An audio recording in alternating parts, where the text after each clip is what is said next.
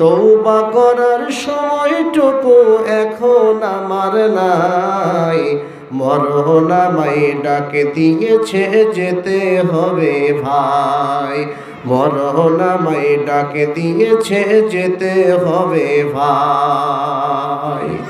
পাড়া পড়োশ ভাই বোনার, পাড়া পড়োশ ভাই বোনার, ঘরের সুন্দর বিবি কিছুদিন পর ভুলে যাবে আপন যত ভাবি। পাড়া পড়োশ ভাই বোনার, ঘরের সুন্দর বিবি কিছুদিন পর ভুলে যাবে আপন যত ভাবি।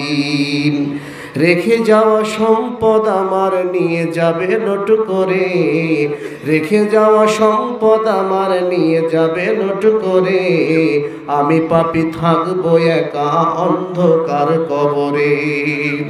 ধর্ম ভেঙে মর্ম পীড়াই ভুগবে তুমি মনে রেখো, আসছে মরণ করতে সাবার পিছন ফিরে ওই দেখো, পিছন ফিরে ওই দেখো।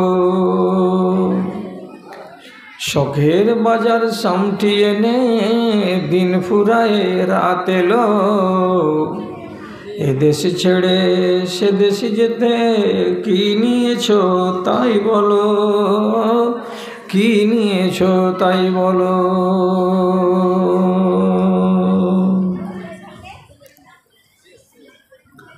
মাননীয় সভাপতি সাহেব, সমবেত এই গ্রাম তথা পার্শ্ববর্তী অন্যান্য গ্রাম থেকে ইমানি জজবাকে সাথে নিয়ে উপস্থিত বিভিন্ন শ্রেণীর আমার ভাই ও বন্ধুগণ তথা মজলিসের এক পার্শ্বে বসে থাকা আমার আদরের মাতা ও ভগ্নীগণ, আল্লাহর শুকরিয়া আদায় করছি যে আমি আমার বক্তৃতার জীবনের 44টি বছর গত করছি। কত গ্রাম, কত হাই মাদ্রাসা প্রাঙ্গণ, কত ফুটবল ময়দান, কত কার গলি আমার ডায়েরিতে লেখা আছে, যেখানে আমি হাজিরি দিয়েছি। কিন্তু আজ অবধি হাড়িকোলে আসলাম, কুমারিয়াতে আসলাম, মাঝখানে হাজির হাট বলে এই যে গ্রাম জন্ম নিল, এখানে আমি এর আগে আসিনি। ভালো হলো জীবনের শেষ বেলায় আপনাদের গ্রামটাতে এসে এই গ্রামের নামটা আমার তালিকায় আমি ঢুকিয়ে নেওয়ার একটা সুযোগ পেলাম, এটাকেও মনে রাখব। এবং এই নতুন জায়গায় এসেছি বলে আপনাদের মুখোমুখি হতে পেরে আমি নিজেকে ধন্য মনে করছি। আমি আল্লাহ রাব্বুল আলামিনের শুকর গুজারি করছি অন্তরের অন্তরস্থল থেকে। আপনি এই জায়গাতে হাজির হয়েছেন মসজিদের উন্নতিকল্পে ডাকা এই জালসায় এসে ওলামায়ে দ্বীনের মুখ থেকে অনেক কথা শুনলেন এবং আমার মতো জ্ঞানের কাঙ্গাল একজন মানুষের মুখ থেকে হয়তো কিছু শুনবেন। আল্লাহ তাআলা আপনাকে এক সুযোগে তিনটা লাভ হাসিল করার তৌফিক দিয়েছেন আজ।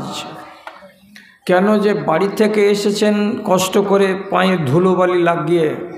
হাদিসে আছে যারা আল্লাহর পথে বেরিয়ে গিয়ে পায়ে ধুলোবালি লাগায় সেই পাকে আল্লাহ তাআলা জাহান্নামের আগুন থেকে বাঁচিয়ে নেন।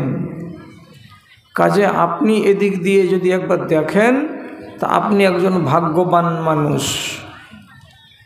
2 নম্বর কথা, আল্লাহ তাআলা সূরা জুমারের 17 নম্বর আয়াতে বলেছেন, যারা কোনো জায়গায় বসে দ্বীনের কথাকে শোনে এবং শোনার পরে কিছু কথাকে মন থেকে মেনে নেয়, সেই লোকগুলো হলো হিদায়াত প্রাপ্ত লোক এবং তারা অতি চালাক। কেন যে ওরা আমার কথাকে মেনে নিয়ে জাহান্নামের আগুন থেকে তার দেহটাকে বাঁচিয়ে নিল।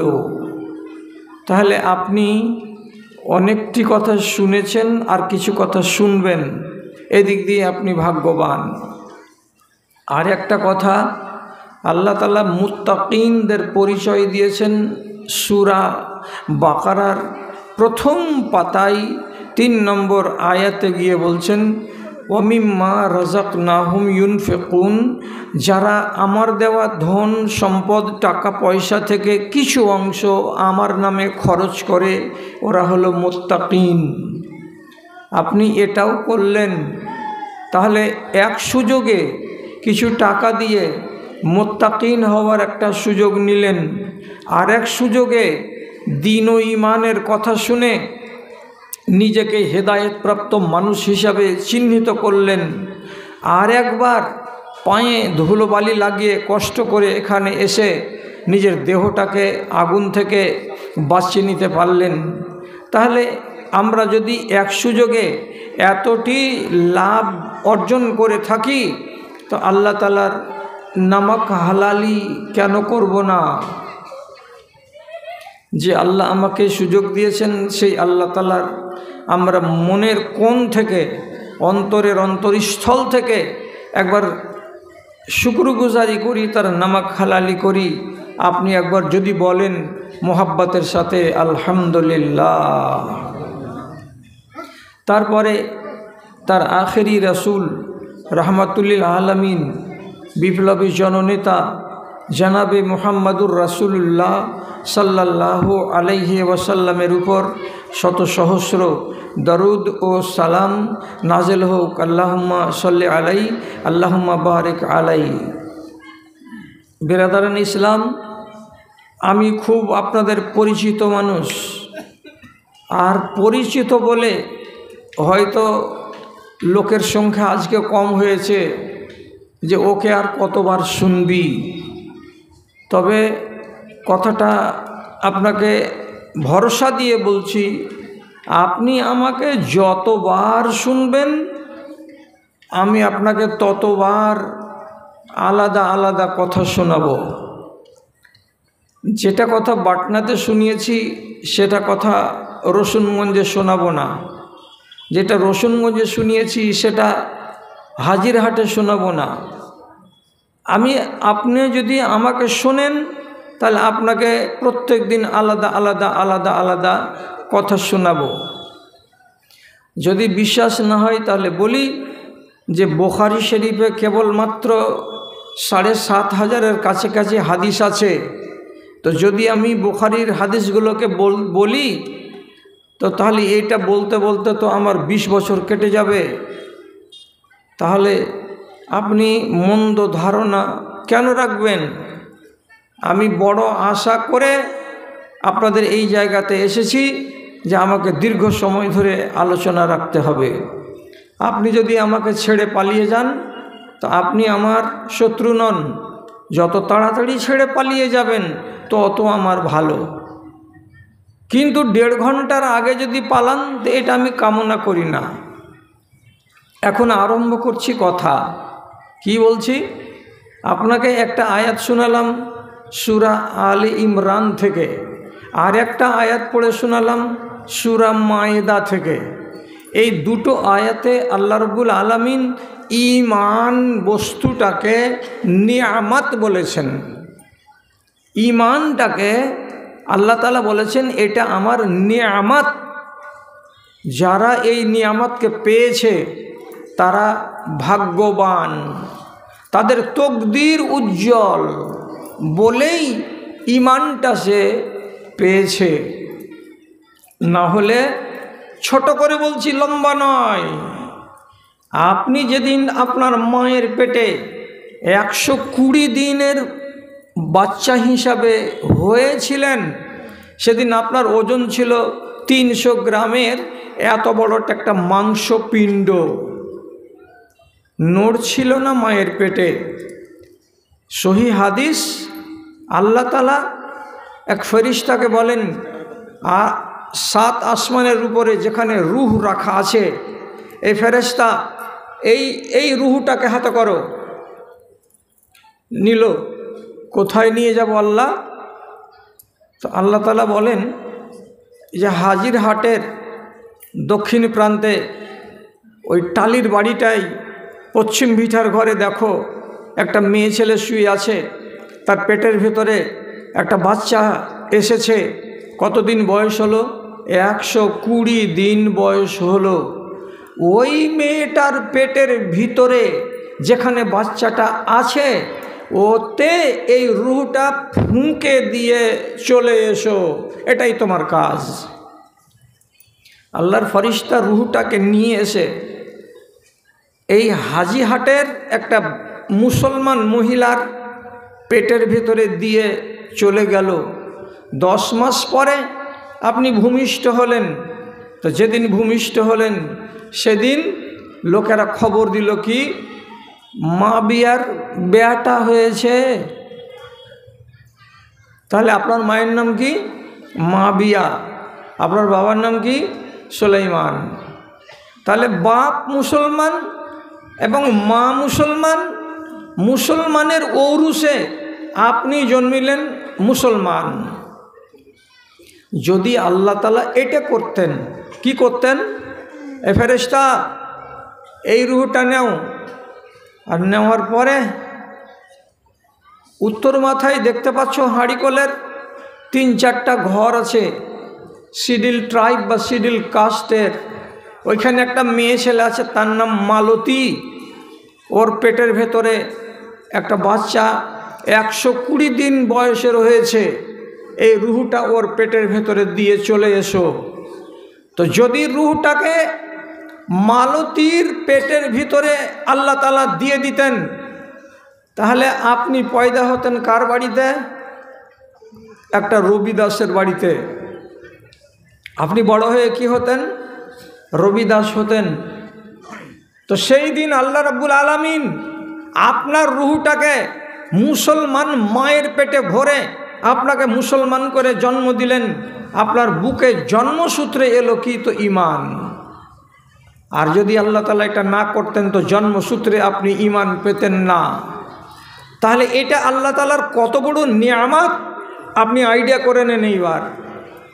এটা বিশাল বড় আল্লাহর দান যে মানুষ ঈমান নামের সম্পত্তিটাকে পেয়েছে। ঈমান কাকে বলে? আল্লাহ এক, এটা বিশ্বাস করতে হবে। রাসূল দুনিয়াতে এসেছেন অনেক, বিশ্বাস করতে হবে। ফেরেশতা আছেন বিভিন্ন কাজে, এটা বিশ্বাস করতে হবে। কিয়ামত হবে একদিন, এটা বিশ্বাস করতে হবে। আর আমার মরার পরে আমাকে দ্বিতীয়বার জন্মগ্রহণ করতে হবে।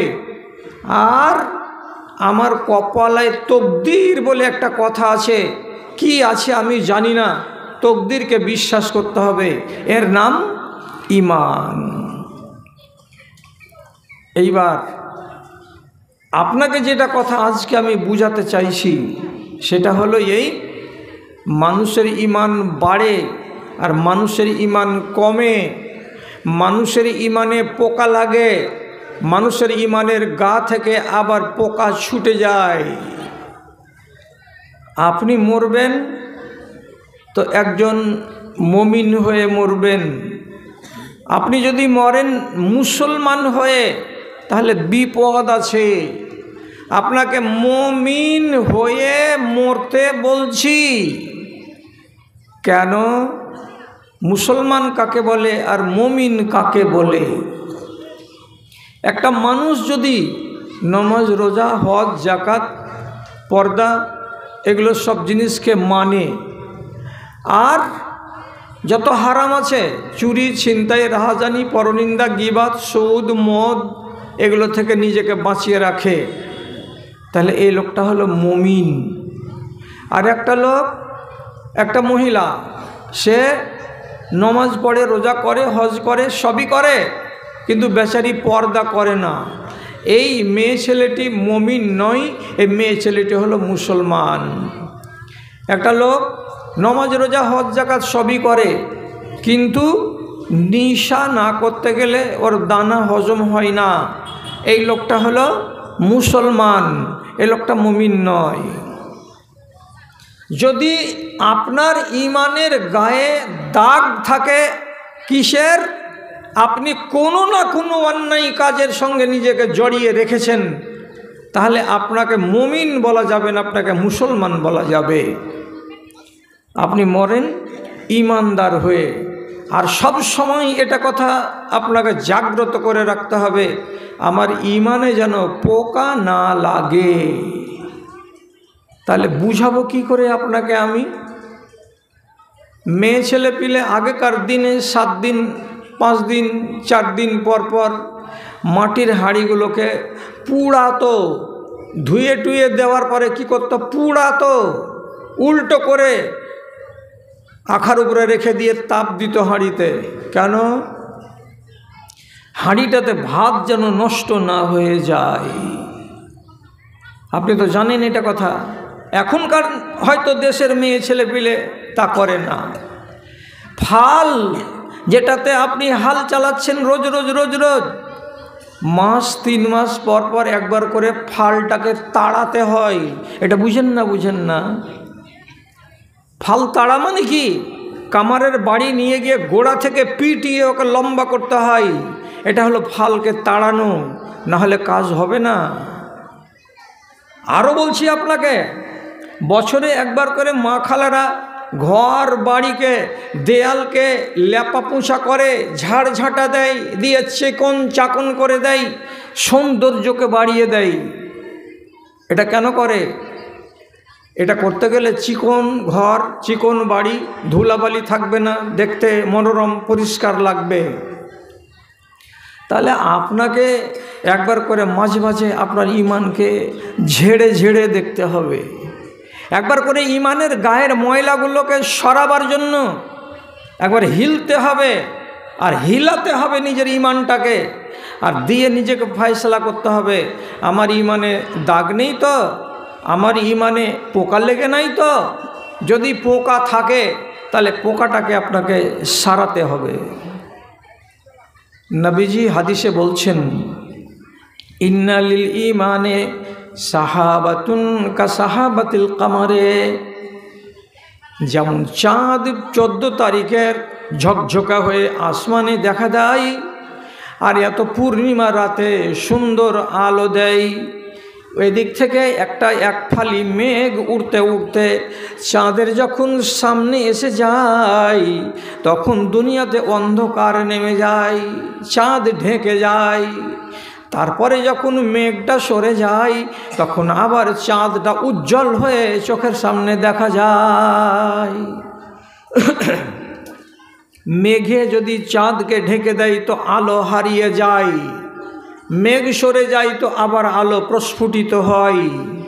মুসলমানেরা, তোমাদের ইমানে এরকম করে মেঘ চেপে যায়, ছায়া পড়ে যায়। কিসের ছায়া? হারাম রুজির ছায়া। কিসের ছায়া? হারাম গেজার ছায়া। কিসের ছায়া? হারাম ইনকামের ছায়া, ধান্দাবাজির ছায়া, পরনিন্দা এবং গীবতের ছায়া, ব্যভিচারের ছায়া, জাকাতকে আটকিয়ে দেওয়ার ছায়া। এগুলো যখন তোমার ইমানের সামনে খাড়ো হবে, তখন তোমার ইমানের আলোটা কমে যাবে, যেমন চাঁদের আলোটা মেঘ আসার কারণে কমে যায়। তুমি তোমার গায়ে সব সময় যেন এমন দাগ না লেগে থাকে, এই ব্যাপারে সজাগ থাকো। তুমি কোনো সময় এমন ফ্রি মন নিয়ে ঘুরিও না, ইমান তো আমার ভালো আছে, ইমানে তো অসুবিধা নাই, এটা কথা বলবেন না। ইমান আপনার আমলের দোষে নষ্ট হয়, ইমান আপনার আমলের দোষে মজবুত হয়। ইমান কি? আপনি কি খুঁজে বেড়াতে কোনো দেশে গেছিলেন? জাননি। আপনি তো বাড়িতে বসে ইমান পেয়েছেন। একটু হ্যাঁ আবার নাই বলেন তো। এইরকম লোক আমরা দেখেছি, আমরা ছিলাম কি ছিলাম না, যে আমার মা নামাজ পড়ছে আর আমি 3 বছরের ছেলে, মায়ের কাছে গিয়ে ও যখন সিজদাতে গেছে তখন ওর ঘাড়ে চড়ে নিয়েছি। এরকম হয় না? হয়। বাপের সাথে মসজিদে যাচ্ছে ছোট বাচ্চাগুলো, বাপ যখন সিজদাতে যাচ্ছে তো পোতা নাতি ছোট বাচ্চা দাদার ঘাড়ের উপরে চড়ে নিচ্ছে, এটা বুঝে না বুঝে এই অবস্থায় চড়াটা ঠিক নয়। তাহলে আপনি ঈমানকে কত বছর বয়স থেকে দেখতে পাচ্ছেন? যেদিন আপনার বিবেক হয়েছে 3 বছর 4 বছর সেদিন থেকে মা নামাজ পড়ছে, এটা ঈমান। আপনি তো 3 বছর বয়স থেকে দেখছেন বাবা নামাজ পড়ছে, এটা ঈমান। আপনি তো নিজের বাপ আর মাকে সারা দিন না খেয়ে থাকতে দেখেছেন, আর আপনি খাচ্ছেন, আর মাগরিবের টাইমে খানা খাচ্ছে। মা সারাদিন খাস না কেন মা? তো বলছে বেটা রোজা করেছি। তো এখন খাওয়া যাবে না? না। কখন খাবে? বলছে সূর্যটা ডুববে তখন খাবে। তো বাচ্চা ছেলেটা দেখছে যে বাপ মা বড়রা সূর্য ডুবার পরে খানা খাচ্ছে। তো 3 বছর 4 বছর বয়সে তো আপনি দেখে নিয়েছেন এটাকে কি বলে, তো রোজা, এটার নাম রোজা। এটা কি? তো ধর্ম, এটার নাম ঈমান। তাহলে আপনার তো পরিচয় আছে 3 বছর বয়স থেকে কার সাথে? তো ঈমানের সাথে। আপনি 5 বছরের ছেলে, বাড়ির আগে দিকে জুমা মসজিদ থেকে অনেক লোক বেরিয়ে আসছে, মাকে দৌড়াতে দৌড়াতে যে বলছেন মা দৌড়িয়ে আই, কত লোক দেখ। তখন মা বলছে হ্যাঁ বেটা, আজকে জুমার দিন গ্রামের লোকেরাকে এই টাইমে একসাথে এসে নামাজ পড়তে হয়, এটাকে জুমা বলে। একদিন জেনে নিলেন, তারপরে প্রতি সপ্তাহে দেখছেন এতগুলো লোক ভিড় করছে কিসের জন্য? তো জুমার নামাজের জন্য। আপনি তো 5 বছর বয়স থেকে চিনেন, এটার নাম ঈমান। তাহলে ঈমানের জন্য আপনাকে কোথাও দৌড়ে বেড়াতে হয়নি, বাড়িতে বসে বসে ঈমান পেয়েছেন। তাহলে আপনাকে প্রশ্ন, এবং আমার মায়েদের বোনেদেরকে প্রশ্ন, এই ঈমানকে আপনি জলাঞ্জলি দিবেন কেন? কি করে? কথার দিকে খেয়াল করুন। একজন সাহাবী, তার নাম যায়েদ ইবনে আমর, ওর সামনে কিতাব নাই, কোনো মাওলানা নাই, কোনো মাদ্রাসা নাই, শুধু মুখে কানে শুনেছে ইব্রাহিম নবী এসেছিলেন দুনিয়াতে, এবং নবী ইব্রাহিম একটা শরীয়ত নিয়ে এসেছিলেন, তিনি আমাদের পিতা। তো ইব্রাহিম নবীর নাম শুনে, ইব্রাহিম নবীর ধর্মটা প্রায় 4500 বছর পরে মক্কার লোকেরা স্মরণ রাখতে পারেনি। মিট করে জ্বলছিল। এর ভিতরে যায়েদ ইবনে আমরের মতো একটা লোক বারে বারে আসমানের দিকে মুখ করে আর বলে, আল্লাহ, ঈমান কোথায় পাওয়া যাবে? কিভাবে তোমাকে ডাকবো যে তাহলে নিয়ম অনুযায়ী তোমাকে ডাকা হবে? কেউ যে বলতে পারে না মাবুদ। চিন্তা করেন এমন পর্যন্ত কি মক্কার লোকেরা যদি কোনো বাড়িতে উট জবে করে, ছাগল জবে করে, দুম্বা জবে করে, আর করার পরে ওকে দাওয়াত খেতে ডাকে, তো যায়েদ ইবনে আমর কোনো দিন কোনো মানুষের বাড়িতে গিয়ে তাদের জবে করা খাসির মাংস খেতেন না, তাদের জবে করা দুম্বার মাংস খেতেন না। কেন? হে আরবের লোক, এই দুম্বাটাকে জন্ম দিয়েছেন কে? তো আল্লাহ। আর তুমি জবা করছো কার নামে? তো খোদা বুতের নামে, এই মাটির প্রতিমার নামে।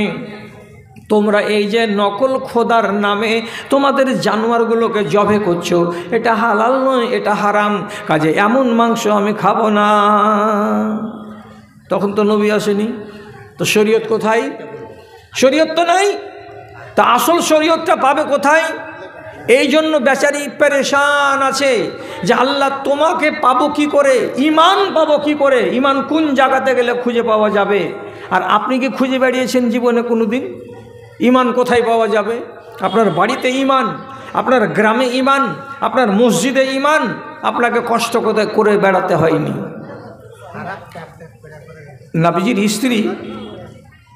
নবীজির স্ত্রী তিনি নিজে বলছেন, উম্মে সালমা, উম্মে হাবিবা, উনি কি বলছেন? আমি একদিন দেখছি যায়েদ ইবনে আমর কাবার প্রাঙ্গণে বসে আছে, এইরকম করে হেলান দিয়ে কাবাতে, আর দিয়ে তারপরে উপর দিকে হাতটা তুলে দিয়ে বলছে, লা আদরি ইয়া রব্বে কাইফা আবুদুকা, এ আসমানের মালিক, আমি জানি যে তুমি আকাশে আছো, তোমার নাম রব, তুমি হলে আল্লাহ, কিন্তু তোমাকে কেমন করে ডাকবো এটা জানতে পারি না রে মালিক, কেমন করে তোমার ইবাদত করব কেউ আমাকে শিখিয়ে দেয় না রে মালিক। আর এই দেশে যতগুলো লোক আছে সবাই মাটির খোদার পূজা করে, আর আমি মাটির খোদার পূজা করি না। কোন জায়গায় যেতে গেলে তোমাকে পাওয়া যাবে, কিভাবে ইবাদত করতে গেলে তুমি খুশি হবে, এ পন্থা খুঁজে বেড়াচ্ছি কিন্তু কোথাও পাই না। কি করে নামাজ পড়তেন উনি? রুকু নাই, সামি আল্লাহুল মান হামিদাও নাই, এমনি করে একবার দাঁড়াচ্ছেন, হাত বাঁধছেন কি বাঁধেন না, একবার দুবার আল্লাহু আকবার সুবহানাল্লাহ লা ইলাহা ইল্লাল্লাহ হয়ে গেল। এবার চলে গেলেন, রুকু নাই, সিজদা নাই, কেউ তো ঢং দেখাবার নাই। জমিনে মাথা টেকাতে গেলে সিজদা হয়, মাথাটাকে জমিনে লাগিয়ে দিলেন, ওখানে যে ওই একই কথা সুবহানাল্লাহ আলহামদুলিল্লাহ লা ইলাহা ইল্লাল্লাহ, কখনো এইটা আগে কখনো এইটা পরে, কখনো এইটা পরে কখনো এইটা আগে, এমনি করে বলে। আর বলার পরে মাঝে মাঝে একবার করে বলে, এই আসমানের মালিক কেমন করে তোমার ইবাদত করব তা তো আমি জানি না। ইমান খুঁজে বেড়াচ্ছে বেচারি। জি, শেষে কেউ ওকে খবর দিল, সিরিয়া যদি চলে যাও, ওখানে গেলে ধর্ম খুঁজে পাওয়া যাবে, ইমান খুঁজে পাওয়া যাবে।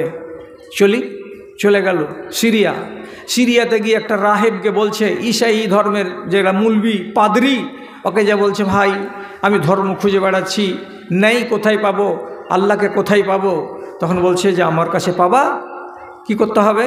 বলছে ঈসা নবীর দিনকে কবুল করো। বলছে হ্যাঁ করব, কিন্তু তার শর্ত জানো, ঈসাইরা একটা ভুল কাজ করেছিল, তার কারণে ওদের উপরে আল্লাহর লানত পড়েছিল, ওই লানতের তোমাকে ভাগ নিতে হবে। যত দুনিয়াতে খ্রিস্টান আছে সবাই ভাগ নেই, তোমাকেও ভাগ নিতে হবে, রাজি আছো? আমর ইবনে যায়েদ ইবনে আমর বলছে, ভাই হে, আল্লাহর লানত যদি নিব তো তাহলে এত দূর কিসের জন্য এলাম? আল্লাহর লানত যদি ঘাড়ে নিতে হয় তো জাহান্নামে জ্বলতে হবে। আর এই জিনিস থেকে পালিয়ে বেড়াচ্ছি, আল্লাহর লানত যেন আমার উপরে না আসে, তো তোমার কাছে এলাম ধর্মের খোঁজে, তুমি আবার লানতের কথা বলছো। আমি এই ধর্মকে বিশ্বাস করি না, মানব না। 3 বছর খুঁজে বেড়ালো, এখানে যায় ওখানে যায় ওখানে যায়, একই শব্দ একই কথা, দিন পাওয়া যাচ্ছে না। শেষে একজন ইহুদি ওকে সত্য কথাটা বলে দিল, আর দেওয়ার পরে বলল, এই খ্যাপা, তুই কি করে বেড়াচ্ছিস ধর্ম ধর্ম করে আর ইমান ইমান করে? আরে আসল ইমানের জায়গা তো তোর বাড়ি যেটা আরব দেশ, সে দেশে তো আছে, এখানে কি করতে এসেছিস তুই? কোথায় আছে ভাই? তো বলছে তোমাদের মক্কাতে আখেরি নবী রাহমাতুল্লিল আলামিন, তার নাম মুহাম্মদ মুস্তাফা সাল্লাল্লাহু আলাইহি ওয়াসাল্লাম আত্মপ্রকাশ করেছেন। তিনি রবকে কেমন করে ডাকতে হবে তার তালিম দিচ্ছেন। তিনি হলেন শেষ নবী, তার কথা মতো যদি চলো তাহলে তুমি আল্লাহর ঠিকানা পাবে এবং তুমি রহমাতুল্লিল আলামিন নবীর একজন উম্মতি হয়ে বাঁচতে পারবে। এদিকগুলো ছাড়াও। ও বেচারি তখন বলছে, তাই নাকি? খবর পেয়েছেন? হ্যাঁ।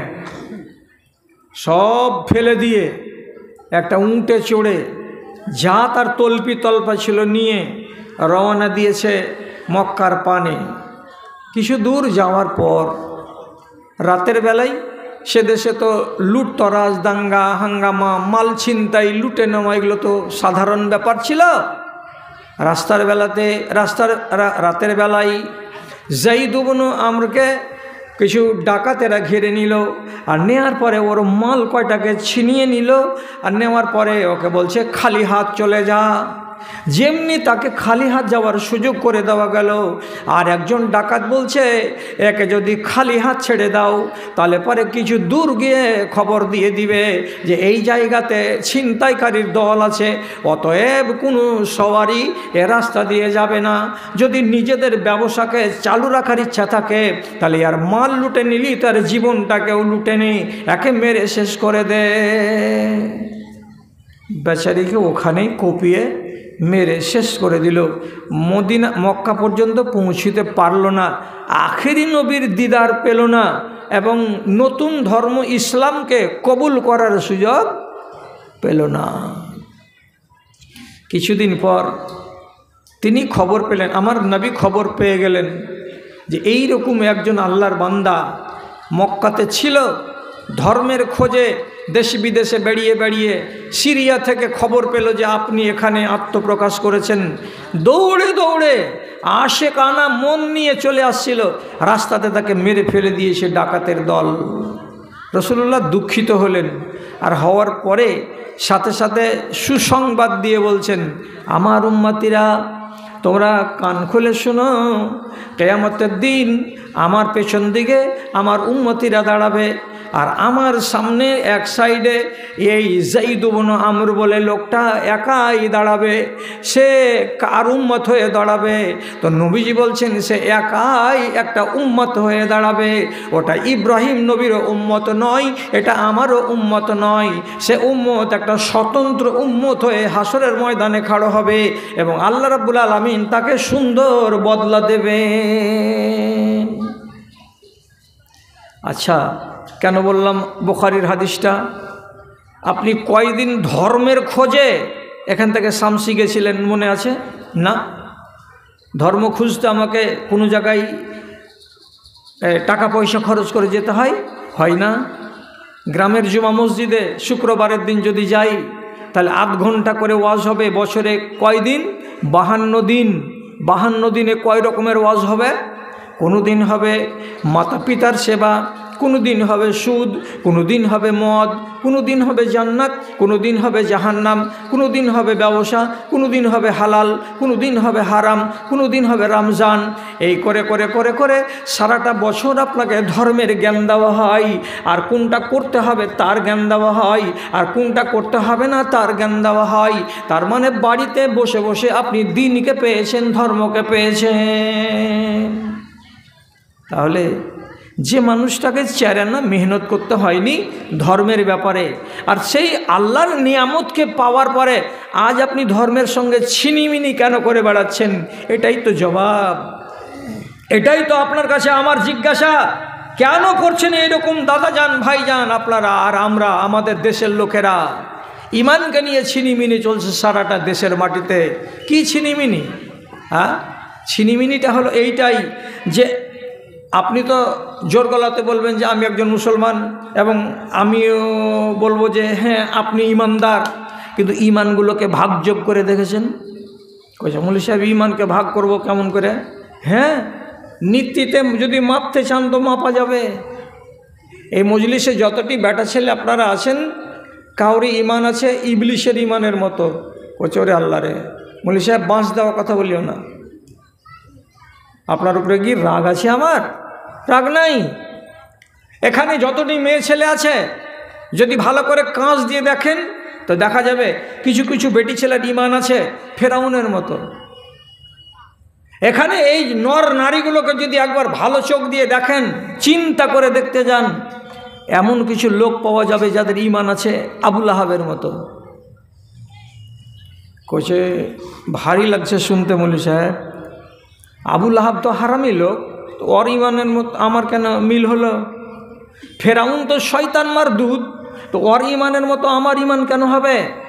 ইবলিশ তো মারদুদ, আমার দুশ্মন, তো ওর ইমান কেমন যে আমার ওর ইমানের মতো ইমান আছে? এটা কথা কেমন?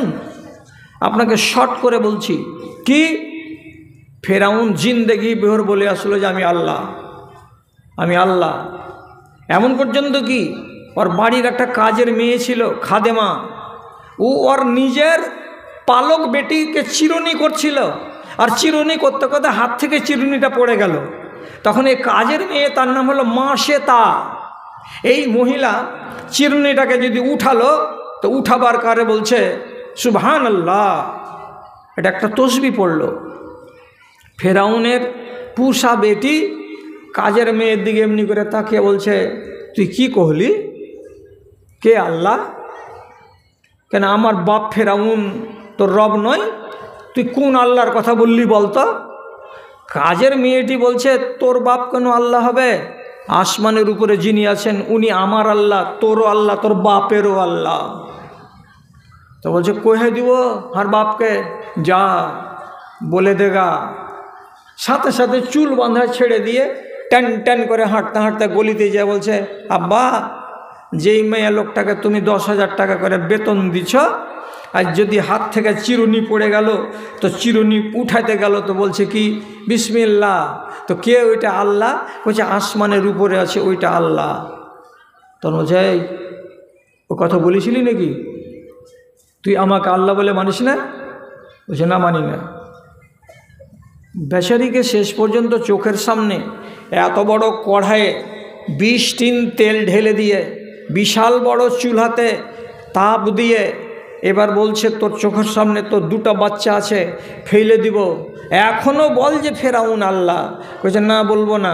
চোখের সামনে একটা বাচ্চাকে ফেলে দিল কড়াইয়ের তেলে উতলাতে উতলাতে হাড় মাংসকে চোখের সামনে আলাদা করে দিল।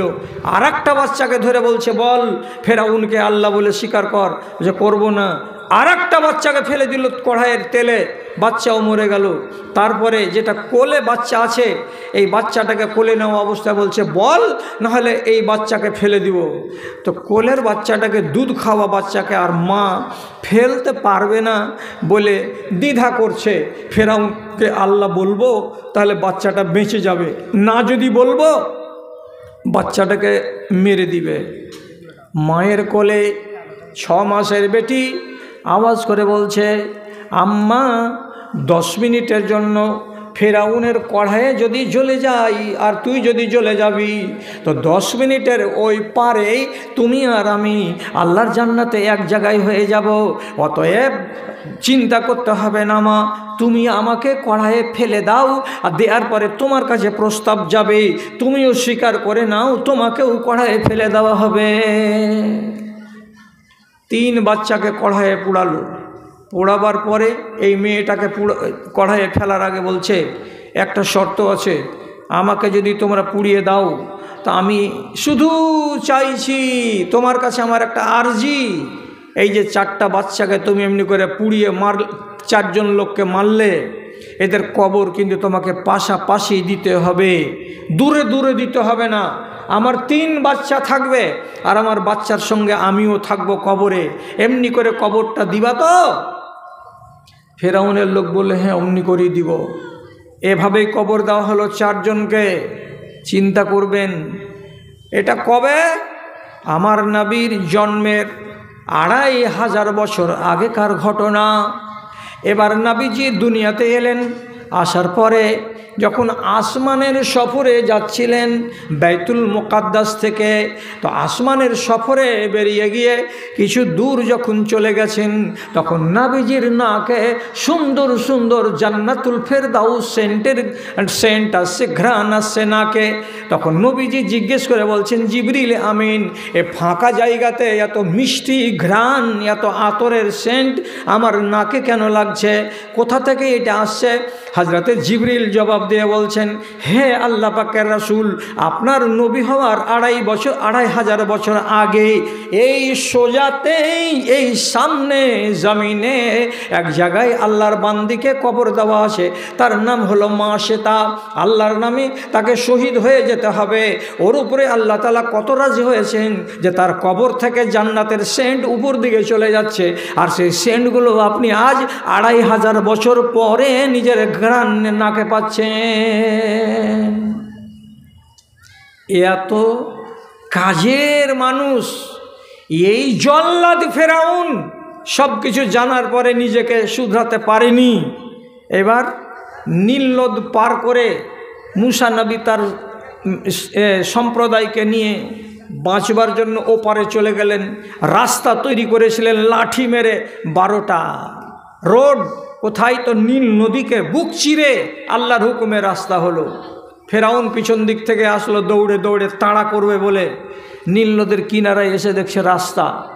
এই বেঈমান বলেছিল তার মিলিটারিদেরকে, দেখ তোরা ফেরাউনকে আল্লাহ বলতে দ্বিধা করিস, নীল নদী রাস্তা বানিয়ে রেখেছে আমার জন্য। সব গাধার দল বলছে, ঠিকই গো, আপনি আল্লাহ গো, নাহলে এত সুন্দর রাস্তা তোরা তো আর জানিস না যে এর আগে কে গেছে এইখান দিয়ে। যেমনি নীল নদের মাঝখানে এলো, আল্লাহ তাআলা নদীকে বলছেন এক হয়ে যা। যেমনি এক হয়ে যা বলল, সাথে সাথে পানিগুলো মিলে গেল, রাস্তা বন্ধ হয়ে গেল। আর যখন রাস্তা বন্ধ হয়ে যাওয়া, ফেরাউন তখন ডুবতে শুরু করলো। আর যখন ডুবতে যাচ্ছে তখন মরণের 5 মিনিট আগে বলছে কোন কথাটা? আল্লাহ তাআলা সে কথাটা কোরআনে লিখেছেন। সে বলছে, আমানতু বিল্লাজি আমানাত বিহি বানু ইসরাঈল, আমি ওই আল্লাহর উপরে ঈমান আনলাম যেই আল্লাহর উপরে বনি ইসরায়েলের লোকেরা ঈমান এনেছে। তার মানে তোমাদের মুসা নবীর কওম, তোমাদের আল্লাহ যেটা, আমারও আল্লাহ সেটা, আমি নিজে আল্লাহ নই। দাবিটা কখন ছাড়ছে? মরবার 5 মিনিট আগে। আমি রিজাইন দিয়ে দিলাম, আমি আল্লাহ নই। তাহলে কাকে আল্লাহ বলে মানছ? যে তোমরা আসমানের উপরে যাকে আল্লাহ মেনেছো তাকে আমি আল্লাহ বলে মানছি। তাহলে এই বেঈমান শয়তান যে নিজের ঈমান প্রকাশ করছে কোন টাইমে? মরার টাইমে, ঠিক না? কেন বললাম আপনার ঈমান ফেরাউনের ঈমানের মতো? এই জন্য বললাম রাগ করে। কিছু কিছু মানুষ আছে, বয়স কত? বলছে 60 বছর, নামাজ পড়ো না? পড়ি না। কত কত মেয়ে ছেলে পিলে আছে, দেখবেন শরীর স্বাস্থ্য সব ঠিক আছে, বয়স কত? তো 55 বছর, নামাজ পড়ি না। আবার হঠাৎ করে যদি মালদা থেকে রিপোর্ট চলে আসে যে আপনার তো একটা কিডনি ফেল আর একটা কিডনি ধুকুর ধুকুর করছে, বড় জোর 1-2 মাস আছেন, যা মন লাগে খেয়েলেন, পড়েলেন, নিয়ে জিয়ার আরমান মিটিয়ে নেন, আপনার কবরে যাওয়ার টাইম হয়ে গেছে। ওই মেয়েটা কে আছে গো? এই মেয়েটা কে আছে? কথা বলেন না, কথা বলেন না, কে আছে? কেন ভিক্ষা যাইবে এখানে? আরে ভাগান ওটাকে, ভাগান। তোর ফকিরের আমি সারাটা গোষ্ঠীকে ধরে বেছি। ভিক্ষা চাওয়ার জায়গাটা কত ভালো এসেছে এখানে, কত লাখ টাকা তোর বাকি পড়ে আছে একেবারে।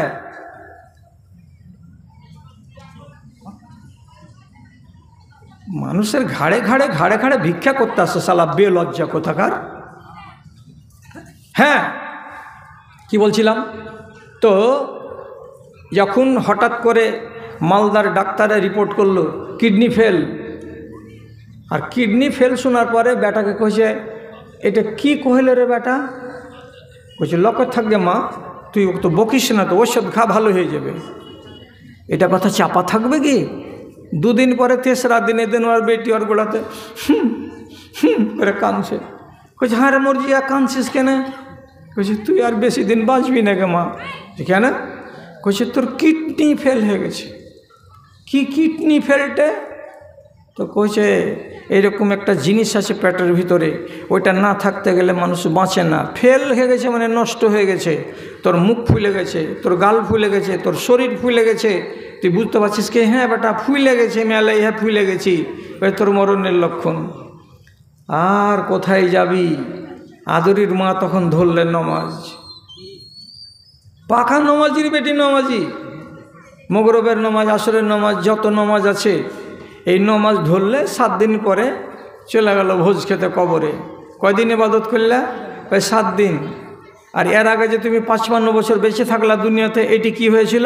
যেটি রসগোল্লা, ওটি হিসাব নাই। মরবার কালে যারা নিজেকে বদলায়, এর মানে কি?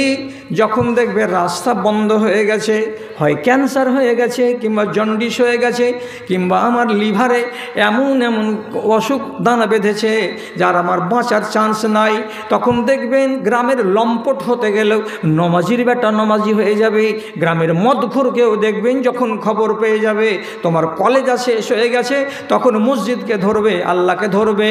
তার আগে তারা আল্লাহকেও ধরবে না, মসজিদের দিকেও আসবে না, নমাজের রাসূলের নাম নেবে না, ধর্মকে পাত্তা দেবে না। এই স্বভাবটা কার? তো ফেরাউনের। ইমান ভালো করেন, মরবার কালে আল্লাহকে ডাকবেন, এটা হবে না। কোরআনে আল্লাহ তাআলা বলেছেন, ইনি আমার সহপাঠী আর একজন ভালো আলেম। দেখেন আমি কথাগুলোকে জালবাজি করে বলছি।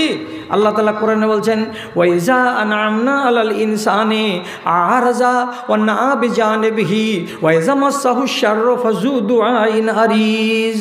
যখন আমি তাকে ধনে ডুবিয়ে রাখবো, মালে ডুবিয়ে রাখবো, টাকাতে ডুবিয়ে রাখবো, শাড়ি আর ব্লাউজ আর সায়া আর ম্যাক্সিতে আমি ডুবিয়ে রাখবো, তখন আমাকে বলে একবার ভাববে না। আর যেদিনই বড় মুসিবতে পড়ে যাবে, বিপদে পড়ে যাবে, তখন দোয়া করবে কেমন করে? তো জু দুআইন আরিজ, লম্বা লম্বা করে দোয়া করবে। আর মাঝে মাঝে 10 কেজি করে চাল দিয়ে পাঠাবে। কোথায়? তো মাদ্রাসায়।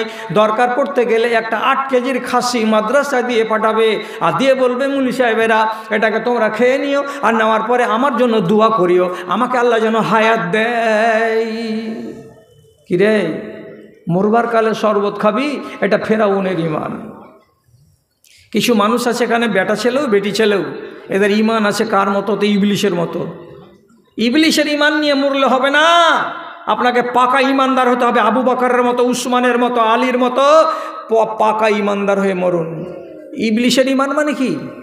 ইবলিশের ইমান মানে দেখেন কোরআনে লেখা আছে। আর আপনারা তো আমার সাথে অতটা উঠা বসা করেন না বলে আমাকে আপনারা জানেনও না। ফোন নাম্বার তো আছে, দরকার হলে জিজ্ঞেস করবেন, না হলে মৌলানা ওবায়দুল্লাহকে বলবেন। স্পষ্ট কথা কোরআন মাজিদের লেখা আছে, বদরের যুদ্ধের দিন এদিকে 313টার, ওদিকে 1000টা মুশরিক লড়ালড়ি হবে। এমন সময়তে ইবলিশ শয়তান মানুষের রূপ ধরে এসে মক্কার মুশরিকদেরকে ডেকে বলছে, ভিড়া যা, আমি আছি তোদের পিছনে, কেউ তোদের চুল ব্যাগা করতে পারবে না, আজকে তোদের জয় নিশ্চিত হবে। এমনি করে উদ্বুদ্ধ করছে, সবাইকে উদ্বুদ্ধ করছে। ইতিমধ্যেই আল্লাহ রাব্বুল আলামিন কোরআনে বলছেন, আমি কি করলাম? আমার এই মুসলমান কয়টাকে মানে জয়ী বানাবার জন্য আসমান থেকে ফারিস্তা নাজেল করলাম। যখন ফারিস্তারা নাজেল হতে লাগলো সাদা সাদা পোশাকে আর সাদা সাদা পাগড়িতে, মানুষেরা দেখতে পায় না, কিন্তু ইবলিশ শয়তান দেখতে পাচ্ছে যে এগুলো কী নামছে, হ্যাঁ এগুলা কী নামছে, হ্যাঁ তো মিলিটারি নামছে আসমান থেকে। যখন দেখতে পেল ফারিস্তা নামছে আসমান থেকে, তখন ইবলিশ শয়তান বলছে, উপায় নাই রে বাবারা, আজকে তোরা রেহাই পাবি মুসলমানদের হাতে, তার সুযোগ নাই। যখন দেখতে পেল বিপদ ঘনিয়ে এসেছে, তখন যুদ্ধের মাঠ ছেড়ে পালিয়ে যাচ্ছে। যখন পালিয়ে যাচ্ছে তখন লোকেরা বলছে, ভাই তুমি আমাদের পিছন দিকে ছিলে, তোমাদের সাহস ছিল, এখন তুমি পালিয়ে কেন চলে যাচ্ছ? তখন ইবলিশ শয়তান বলছে, ইন্নী আরা মা লা তারাউনা, আমি যা আমার 2 চোখে দেখতে পাই, তোমরা সাধারণ মানুষ তা দেখতে পাও না। এর মানেটা কি? আমার 2 চোখ দিয়ে দেখতে পাচ্ছি আল্লাহর ফেরেশতা নাজিল হচ্ছে লড়াই করার জন্য তোমাদের মোকাবিলায়, আর তোমরা পারবে না, আমি ওদেরকে পারবো না, এই জন্য আমি ময়দান ছেড়ে পালিয়ে যাচ্ছি। তারপরে ইবলিশ শয়তান কি বলছে? আল্লাহ তাআলা কোরআনে বলছেন, ইন্নী আখাফুল্লাহ রব্বুল আলামিন, আমি আল্লাহ রব্বুল আলামিনকে বলে ভয় করি, আমার জানে আল্লাহকে বলে ভয় আছে। হ্যাঁ না বলুন? কোরআনের আয়াতটাকে পড়ে শোনালাম। ইবলিশের জানে আল্লাহকে বলে ভয় আছে না নাই? বলুন বলুন। আছে? ওর জানে ভয় আছে? ভয় তো জানে আছে, তো তুই আমল কেন করিস না, মুসলমান কেন হইস না রে বেটা? আজও তো তুই লেগে আছিস মুসলমানের পাশে, তুই বলছিস যে আল্লাহর নামে আমার ভয় আছে, কিন্তু আজ পর্যন্ত ইবলিশ শয়তান নিজের ইবলিশে ছাড়েনি, চালিয়ে যাচ্ছে নিজের তবলিগ। তাহলে ওর ইমানের সাথে আপনার ইমানের কি সম্পর্ক? যদি আপনাকে খালি বলি কবর বলে আপনার জানে ভয় লাগে না? ভয় তো লাগছে মৌলী সাহেব। মরবার কালে যে খিঁচে দম বের করবে ফারিস্তা, আবার কাউরি কাউরি আরাম করে জান কবজ করবে আল্লাহর ফারিস্তা। তো আপনার যদি জানকে কুসরকে পিড়ানোর মতো করে নিংড়ে বের করে, তো এত ঠেলা লাগবে, আপনার জানে ভয় লাগে না? কইছি এগুলা কথা কইছেন, কার জানে ভয় নেই জি মাওলানা? মৌতকে কহে আপনার জানে ভয় আছে, তো ভয় যদি আছে সোজা হন না কেন? কথাটা বলেন। ওরও জানে ভয় আছে, সোজা হয় না। আপনার জানে ভয় আছে, সোজা কেন হন না? তার মানে ইবলিশ ভয় করে তবুও সোজা নয়, এটা হলো তার ঈমান। আর আপনিও আল্লাহকে বলে ভয় করেন কিন্তু সোজা পথে আসছেন না, এটা হলো আপনার ঈমান। এই জন্য রাগ করে বলেছিলাম আমাদের এখানে অনেকগুলো মুসলমান আছে যাদের ঈমান হলো ইবলিশ শয়তানের ঈমানের মতো। ঈমানটাকে একটু ভালো করতে হবে। ওই যে ভালো তো করবো মুলি সাহেব, তো ঈমানটা ভালো করতে গেলে কীরকম ঈমান করা দরকার আমি আপনাকে যদি উদাহরণ দিই, যে নিজেকে একবার হিলিয়ে হিলিয়ে দেখেন তো যে আমি ঠিক আছি না নেই। কী করে হিলিয়ে দেখবেন? রমজান আসছে, এই রমজানে আপনাকে হিলিয়ে হিলিয়ে দেখতে হবে যে আমার ঈমান ঠিক আছে কি না। আমি একটা উদাহরণ দিচ্ছি আপনাকে। দুটা বেটি ছেলে সম্পর্কে, দুটাই বোন। এই দুই বোন ইমাম আহমদ ইবনে হাম্বলের কাছে এসে মশলা জিজ্ঞেস করছে, মৌলানা একটা ফতোয়া দেন তো। কি বাবা? তো বলছে আমরা দুই বোন চরখা চালাতে জানি, সুতা কাটতে জানি। চরখা চালাতে বুঝবেন না, সুতা কাটতে জানি। তো সুতা কাটি রাতের বেলায়। তো আমরা এমনই গরিব মানুষ যে আমাদের বাড়িতে আলো নাই, চিরাগ নাই, ললটেন নাই। কি করি?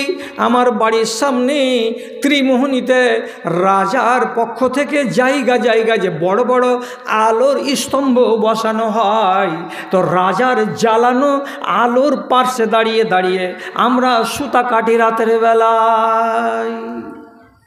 কথাটা বোঝা যাচ্ছে? একটা লোক হ্যাঁ বলেন তো।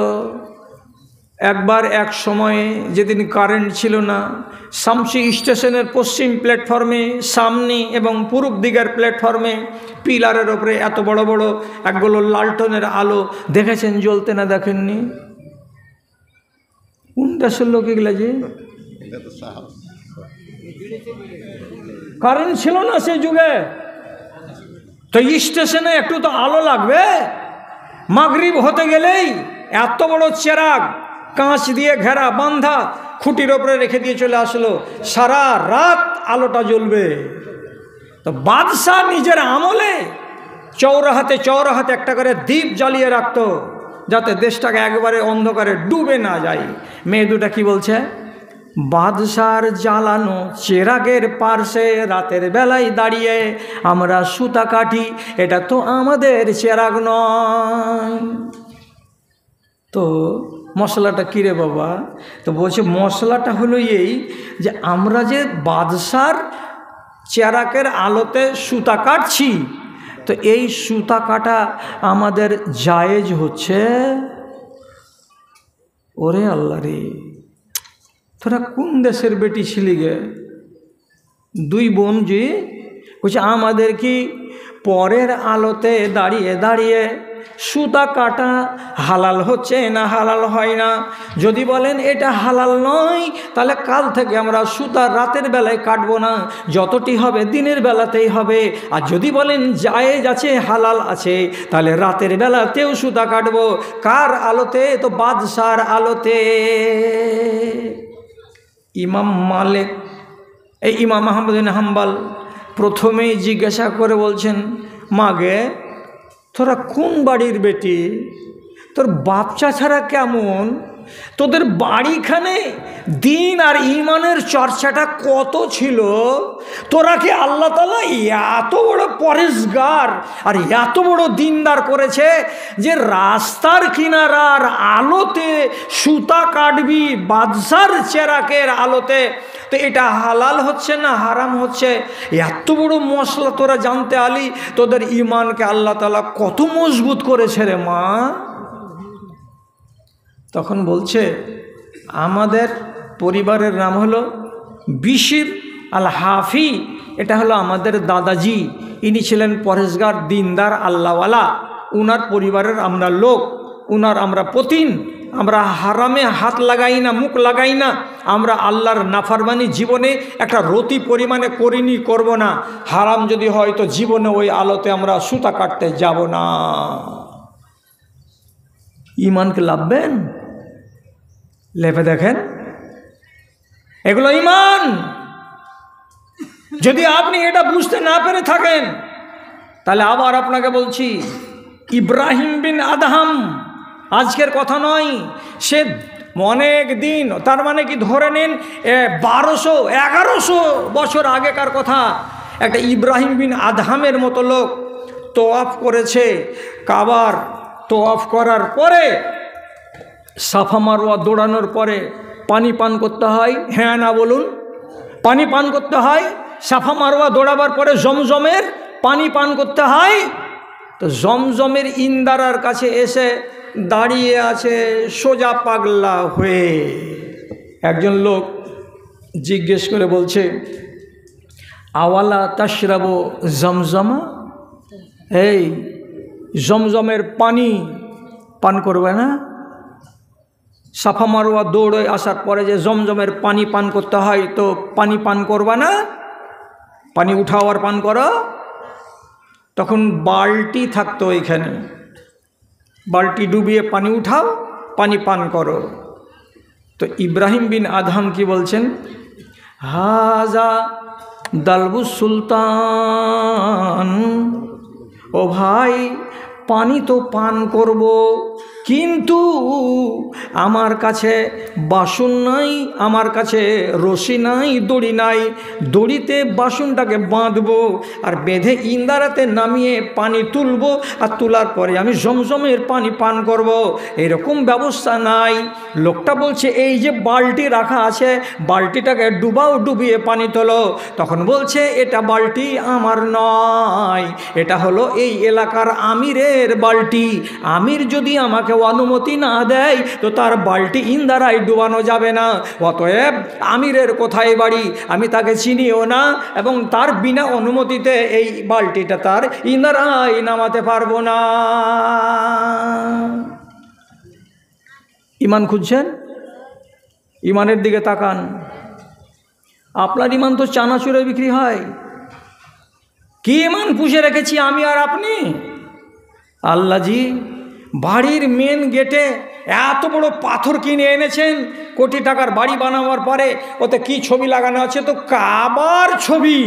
আজকাল যারা টাকাওয়ালা তারা পাথর বসা বাড়ি বানাচ্ছে, আর পাথর বসানো বাড়ির মেন জায়গাতে কাবা ছাপানো আছে বড় করে, আর নিচে লেখা আছে আরবিতে, উপরে লেখা আছে আল্লাহ, আর নিচে লেখা আছে আরবিতে আজ্জা ওয়া জাল্লা। এত পাক নাম আর পাক কথা লেখা আছে কোথায়? এর বাড়ির ডাইনিংয়ের মেন জায়গায়। আপনি ওকে জিজ্ঞেস করেন, আমজাদ আলী কোথা থেকে এলে? বিশুদ্ধবাড়ি হাট থেকে এলাম। এখন কয়টা বাজছে? বলছে এখন তো 7:30 বাজছে। জোহর কোথায় পড়েছিলা? বলছে ধর, নামাজ পড়ার টাইম পাচ্ছি হাটে নাকি? আসর কোথায় পড়েছিলা? ওইখানে কেটে গেছে। মগরব কোথায় পড়েছিলা? চরখির মোড়ে একটু গল্প করছিলাম। এশারের নামাজ কখন পড়েছিলা? ওই যে এশারের নামাজ আমি তো রাস্তাতে ছিলাম রে, কখন নামাজ পড়লাম?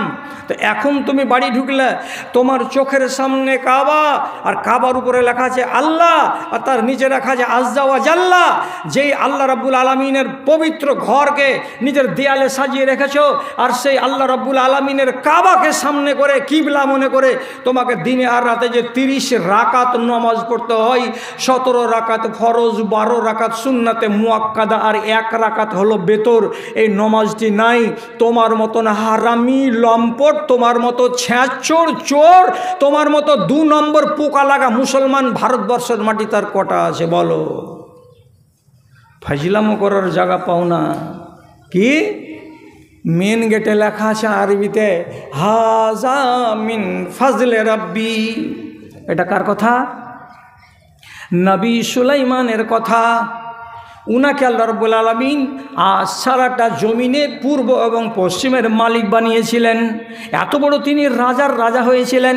তিনি শুকরানা আদায় করতে গিয়ে তিনি বলেছিলেন হাজা মিন ফাজলে রাব্বি, এটা হলো আমার রবের দান আমার উপরে, এটা আমার রব আমার উপরে বকশিস করেছেন, দান করেছেন।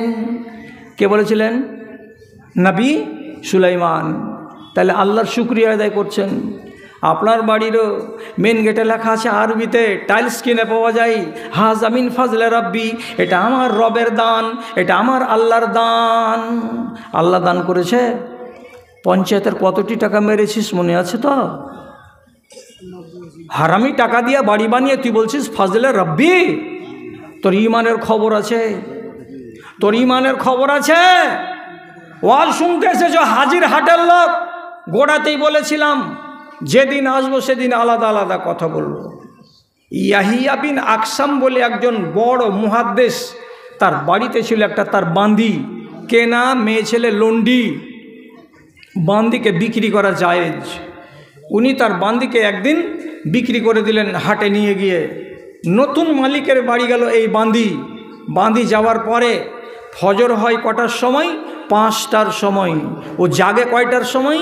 4:30টার সময়। 4:30টার সময় জেগে গিয়ে এবার বাড়িতে তাহাজ্জুদের নামাজ পড়ে। তো ইয়াহিয়া বিন আকসাম তার আগেকার মালিকের বাড়িতে প্রতিদিন রাত 4:30টার সময় জেগে ও তাহাজ্জুদের নামাজ পড়ে। তো ওর বাড়ির সবটি লোক তাহাজ্জুদের নামাজ পড়ে, ওর অভ্যাস হয়ে আছে। নতুন মালিকের বাড়ি এসেছে, বিক্রি হয়ে চলে গেছে পিণ্ডলতলার মালিকের বাড়ি গিয়ে এই বান্দি এবার রাত্রি 4:30টার সময় জেগেছে, অজু বানিয়েছে। আর বানার পরে তখন বলছে আমি একাই নামাজ পড়ব, আমার মালিকের বউ বেটা, আমার মালকিন এরা নামাজ পড়বে না? তখন মালিকের দরজার কাছে যেমনি করে ঠক ঠক ঠক ঠক করে বাজাচ্ছে। কে? তো বলছে আমি আপনার লন্ডি। কি হয়েছে?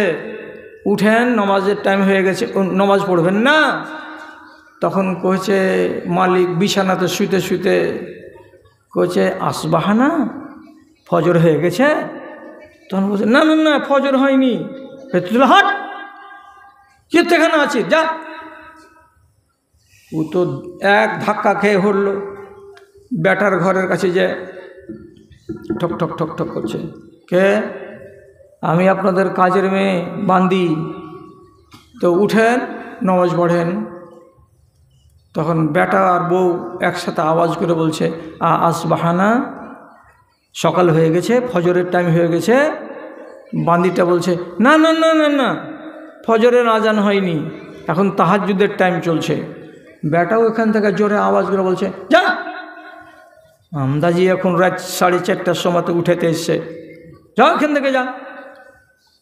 ইয়ে উঠলো না, ইয়ে উঠলো না, এ উঠলো না, কে উঠলো না। নিজে একাই নামাজ পড়লো। পড়ার পরে সকাল 6টার সময় ওর এখনকার মালিককে ডেকে বলছে মালিক কিরে? কইছে একটু টোটো ধরবো। ধরার পরে এখান থেকে বাটনা হয়ে রসুনগঞ্জ হয়ে হাঁড়িকল হয়ে হাজিরহাটের কাছে আমার আগেকার মালিকের বাড়ি। আমি আমার আগেকার মালিকের সঙ্গে একটু দেখা করব, তার জন্য আমাকে যেতে দাও। আমি আবার সন্ধ্যা হওয়ার আগে আগে তোমার বাড়ি ফিরে চলে আসব। যেতে দাও মালিক, একবার যেতে দাও। তখন ওর নতুন মালিক বলছে তোর যদি জরুরি কাজ থাকে তাহলে তোর পুরানো মালিকের বাড়ি যা, হাজিরহাটে যাবি, আবার বিকেলবেলায় ফিরে চলে আসবি। এলো কটার সময়? তো বেলা 10টার সময়। তার পুরাতন মালিকের বাড়িতে উঠে ইয়াহিয়া বিন আকসামের সামনে বসে গিয়ে ঝরঝর ঝরঝর করে চোখের পানি ঝরাচ্ছে। ইয়াহিয়া বিন আকসাম বলছেন এরে বান্দি, কাঁদছিস কিসের জন্য রে? তোর চোখ দিয়ে পানি ঝরছে কেন রে? তখন বান্দি বলছে মালিক রে, তোমার বাড়িতে ছিলাম তো বড্ড ভালো ছিলাম, তুমি যদি আমাকে বিক্রি করলে তো ভালো মানুষের বাড়ি কেন বিক্রি করলে না?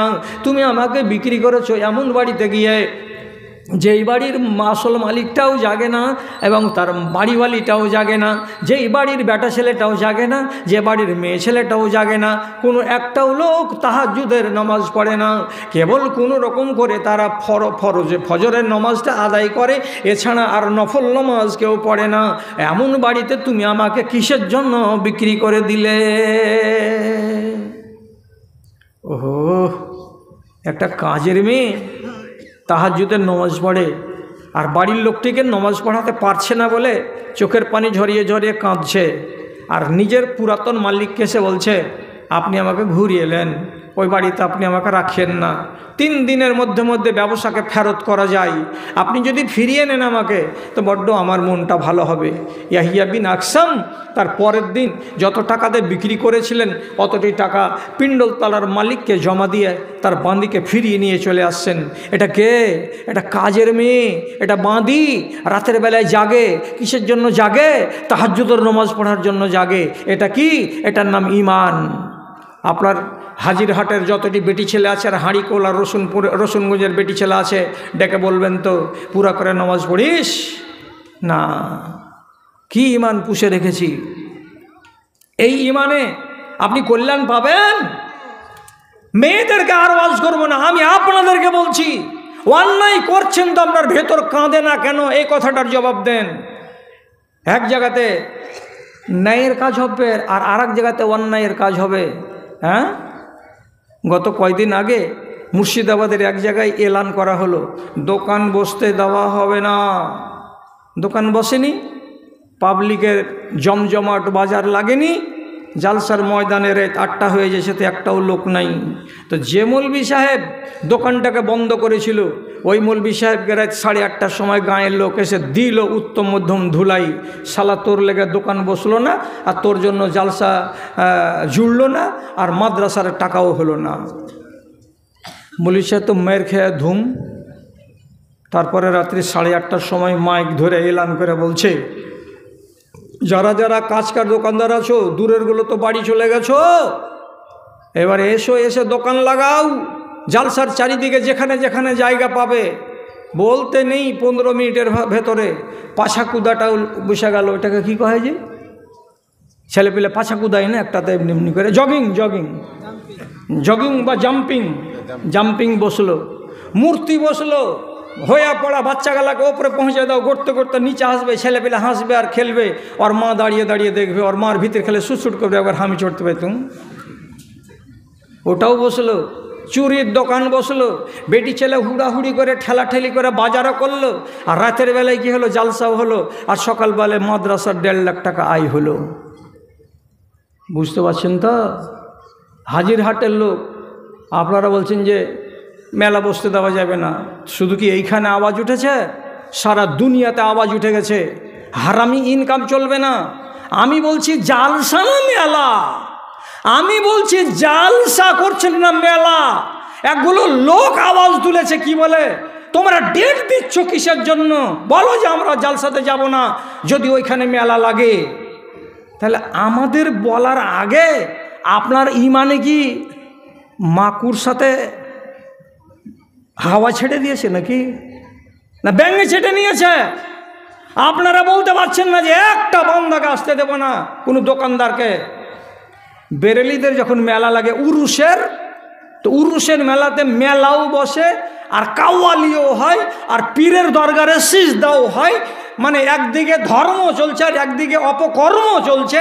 এটা হলো উরুসের মেলা। আর আজ আহলে হাদিসের বাড়িতে প্রত্যেকটা টোলাতে টোলাতে যত নিজামিয়া মাদ্রাসা আছে আর জামে মসজিদের নামে জালসা আছে, সব জালসাতে মেলা মেলা মেলা মেলা। আরে জাতি আমার, তোদের ইমানে কি পোকা লেগে গেল যে জালসার দিন কেন মেয়ে ছেলের নাকমাসি বিক্রি হওয়ার দোকান লাগবে আর ফেয়ার অ্যান্ড লাভলি বিক্রি হওয়ার দোকান লাগবে? তোমাদের ইমান কি মারা পড়ে গেছে নাকি যে আমরা বক্তারা ইউনিয়ন করে বলবো যে না আমরা যাব না? তোমরা যদি বলে দাও একটা বসতে দেওয়া হবে না, কোন মায়ের লাল বসতে পারে আমি দেখি? ওগুলো ইমান আছে? আর জালসা কমিটি মানা করলে ওই গাঁয়ের উত্তর মাথাতে গিয়ে দক্ষিণ মাথাতে গিয়ে বসে দিল, আহারকে জমিতে বস এখানে বস। বাহারে তোর ইমান রে। এই ইমান নিয়ে কবরে একবার যেয়ে দেখ, এমন রেলা খাবি তখন না বুঝতে পারবি যে দিন ইসলামকে মজাক করা আর ইমানকে নিয়ে ঠাট্টা করা এর ঠেলাটা কত বড় আছে, সেদিন তুই টের পেয়ে যাবি। আস্তাগফিরুল্লাহ। অন্যায় করবে তারপরে তোমার ইমান কাঁপবে না মানে? আমার কথার দিকে খেয়াল করেন। আর ওয়াজ নাই, শেষ করে দিলাম, শেষ। অন্যায় কাজ করতে গেলে ভেতর যেন কাঁদে আপনি মুমিন। অন্যায় করার পরে আপনার ভিতর যদি হাসে, আপনি চেরাগ জ্বালিয়ে খুঁজবেন, অন্তরে ইমান পাবেন না। কি একটা মহিলার কথা বলতে গিয়ে ওইটা বললাম, একটা পুরুষ লোকের কথা বলছি আর বলে আপনাকে ছেড়ে দিচ্ছি, কেন যে ঘড়িতে বেজে গেছে এখন 12টা 20 মিনিট। কথাটা কি বলছি, আমার শেষ কথাটা আজকের মতো। এক লোক খেজুরের বাগানে কোদাল চালাচ্ছে, এই টাইমে ওর পাশ দিয়ে একটা যুবতী মেয়ে ছেলে চলে যাচ্ছে। মেয়ে ছেলেটিকে দেখে বলছে, এই বাবা, অত দূর দিয়ে না ঘুরে বাগানের মধ্য দিয়ে হেঁটে চলে যাও, এখান দিয়ে যাও। যখন মধ্যখান দিয়ে মেয়ে ছেলেটি হেঁটে যাচ্ছিল এপার থেকে ওপার, তখন এই সাহাবিটা বলছে, আমি কি করলাম, ওই মেয়ে ছেলেটিকে ফাঁকা পেয়ে আমি জড়িয়ে ধরে নিলাম, এবং আর কি সহিহ হাদিস, কাব্বালতোহা ওয়া লামাস্তোহা গায়রা আন্নী লাম উজামিউহা, আমি মেয়ে ছেলেটিকে জোর করে ধরলাম, জড়িয়ে ধরলাম, তাকে চুমু খেলাম, তার শরীরে হাত দিলাম, সবই কিছু অন্যায় করে নিলাম, কিন্তু আমি তার সঙ্গে অন্যায় কাজটা করিনি, মানে সহবাস করিনি। এটা বাদ দিয়ে আমি সব অন্যায়টি করে ফেলে দিয়েছি। আর যখনই এই অন্যায়টা হয়ে গেছে, মেয়ে ছেলেটি চলে গেছে নিজের কাজে, আর এই আল্লাহর নবীর সাহাবী কোদাল বেলচাকে ফেলে দিয়ে হাঁটতে হাঁটতে চলে এসেছে বাড়ি। আর বাড়ি আসার পরে নিজে নিজে ভাবছে আর বলছে, আয় আল্লাহ, আজকে আমার ইমানের সত্যানাশ হয়ে গেল। ইমান আছে, কি করলাম, এত বড় অন্যায় কাজ আমার দ্বারাই হয়ে গেল। তো ইমানটাকে টিপে টিপে দেখছে যে আল্লাহ, শেষ হয়ে গেল না আমার ইমান, আমার বুকে থাকলো, নিজের জবাব তৈরি করতে পারলো না। কি করলো শেষে, এক পা দুপা করে হাঁটতে হাঁটতে নবীজির কাছে এসে স্পষ্ট ভাষাতে বলছে, রাসূল, আমার খেজুরের বাগানের পাশ দিয়ে একটা যুবতী মেয়ে ছেলে যাচ্ছিল, আমি তাকে জড়িয়ে ধরেছি, আমি তার শরীরে হাত দিয়েছি এবং আমি তাকে চুমু খেয়েছি, তবে তার সাথে আমি সহবাস করিনি। কি হবে আমার? ইমানটাকে দেখেন মানুষটা, মুসলিম শরীফের হাদিস, কি হবে আমার? ইমান যদি না বাঁচে তো সবই তো গেল রে ভাই।